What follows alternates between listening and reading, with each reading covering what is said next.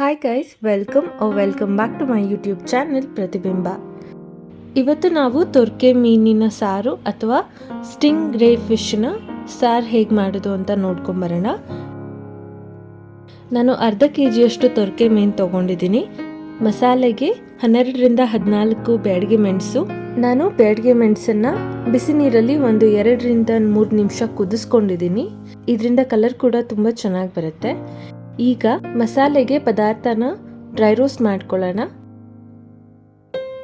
ಒಂದು ಪ್ಯಾನ್ನಲ್ಲಿ 2 ಸ್ಪೂನಷ್ಟು ಧನಿಯಾ, ಅರ್ಧ ಸ್ಪೂನಷ್ಟು ಜೀರಿಗೆ, ಚಿಟಿಕೆಯಷ್ಟು ಮೆಂತ್ಯ, ಚಿಟಿಕೆಯಷ್ಟು ಸಾಸಿವೆ ಹಾಗೂ ಚಿಟಿಕೆಯಷ್ಟು ಓಂಕಾಳು, ಅರ್ಧ ಸ್ಪೂನ್ ಕಾಳು ಮೆಣಸು, ಇದಿಷ್ಟನ್ನ ಹಾಕಿ ಒಂದು ಘಮ ಬರುವಷ್ಟು ಡ್ರೈ ರೋಸ್ಟ್ ಮಾಡ್ಕೊಳ್ಳಿ.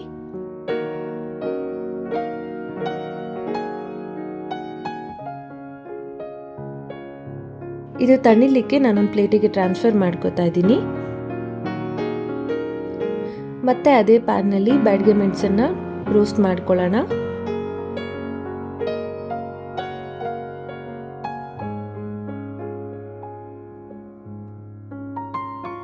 ಇದಾದ ನಂತರ ಒಂದು ಮುಷ್ಟಿಯಷ್ಟು ಕಾಯಿ ತುರಿ, ಅರ್ಧ ಸ್ಪೂನ್ ಅರಿಶಿನ ಡ್ರೈ ರೋಸ್ಟ್ ಮಾಡಿಕೊಂಡು,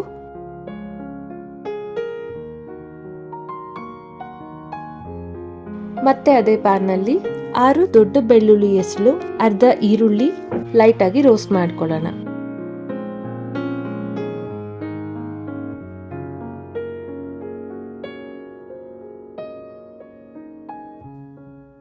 ನಾವು ಹುರ್ಕೊಂಡಿರುವಂತಹ ಪದಾರ್ಥನ ಕಂಪ್ಲೀಟ್ ಆಗಿ ತಣಿಲಿಕ್ಕೆ ಬಿಡಬೇಕು.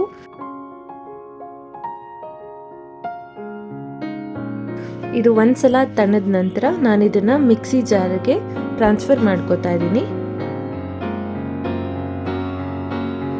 ನೀವು ಹುಣಸೆಹಣ್ಣು ಯೂಸ್ ಮಾಡೋದಾದರೆ ಇವಾಗ ಹುಣಸೆಹಣ್ಣು ಸೇರಿಸ್ಕೋಬಹುದು. ನಾನಿಲ್ಲಿ 2ರಿಂದ 3 ಡ್ರಾಪ್ಸ್ ಅಷ್ಟು ಕಚ್ಚಂಪುಳಿ ಸೇರಿಸ್ಕೋತಾ ಇದ್ದೀನಿ.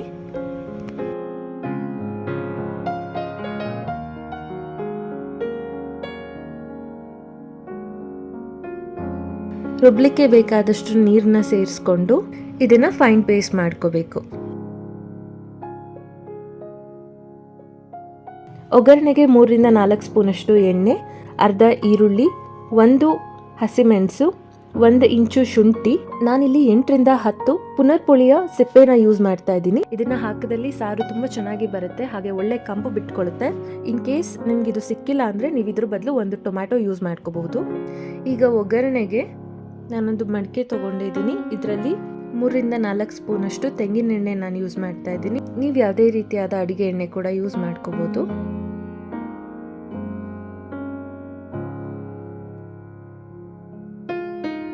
ಎಣ್ಣೆ ಕಾದ ನಂತರ ಅರ್ಧ ಈರುಳ್ಳಿ ಹಾಕಿ ಬಾಡಿಸ್ಕೊಳ್ಳೋಣ.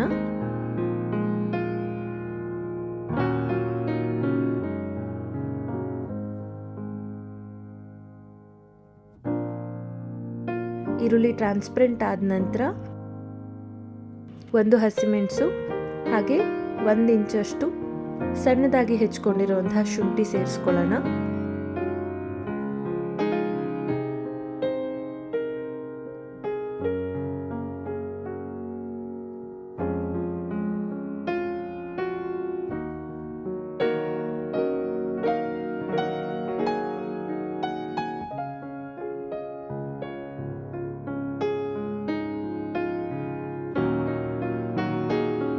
ಈಗ ಇದಕ್ಕೆ ರುಬ್ಕೊಂಡಿರುವಂತಹ ಮಸಾಲೆ ಸೇರಿಸ್ಕೊಳ್ಳೋಣ. ನಿಮಗೆ ಬೇಕಾದಷ್ಟು ಕನ್ಸಿಸ್ಟೆನ್ಸಿಯಲ್ಲಿ ನೀರು ಸೇರಿಸ್ಕೊಳ್ಳಿ.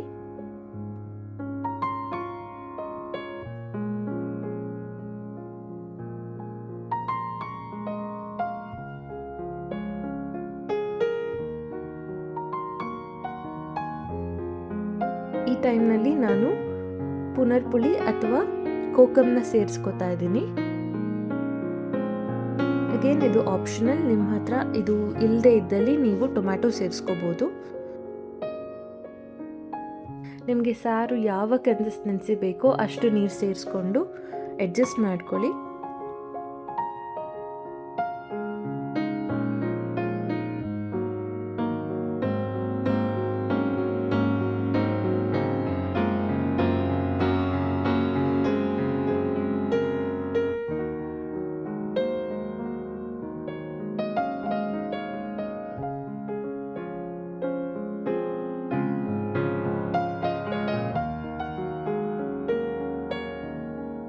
ಮಸಾಲೆ ಕುದಿಲಿಕ್ಕೆ ಬಂದಾಗ ನಾವು ತೊರ್ಕೆ ಮೀನನ್ನು ಸೇರಿಸ್ಕೊಳ್ಳೋಣ. ಇದು ಸ್ವಲ್ಪ ಗಟ್ಟಿ ಮೀನು, ಹಾಗೆ ಇದು ಬೇಯೋದಕ್ಕೆ ಸ್ವಲ್ಪ ಜಾಸ್ತಿನೇ ಟೈಮ್ ಬೇಕಾಗಿರೋದ್ರಿಂದ ನಾವಿದನ್ನು ಮಸಾಲೆ ಒಟ್ಟಿಗೆ ಬೇಯಿಸ್ಕೊಳ್ಳೋಣ. ರುಚಿಗೆ ತಕ್ಕಷ್ಟು ಉಪ್ಪನ್ನು ಸೇರಿಸ್ಕೊಂಡು ನಾನಿವಾಗ ಒಂದು ಪ್ಲೇಟನ್ನು ಮುಚ್ಚಿಟ್ಟು ಒಂದು 15ರಿಂದ 20 ನಿಮಿಷ ಇದನ್ನು ಬೇಯೋದಕ್ಕೆ ಬಿಡೋಣ.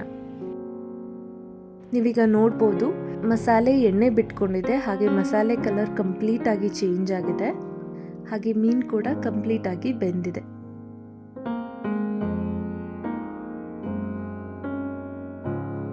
ಇದನ್ನು ಸರ್ವಿಂಗ್ ಬೌಲ್ನಲ್ಲಿ ಸರ್ವ್ ಮಾಡಿಕೊಂಡ್ರೆ ತೊರ್ಕೆ ಮೀನಿನ ಸಾರು ಅಥವಾ ಪದಾರ್ಥ ಸವಿಯಲು ಸಿದ್ಧ.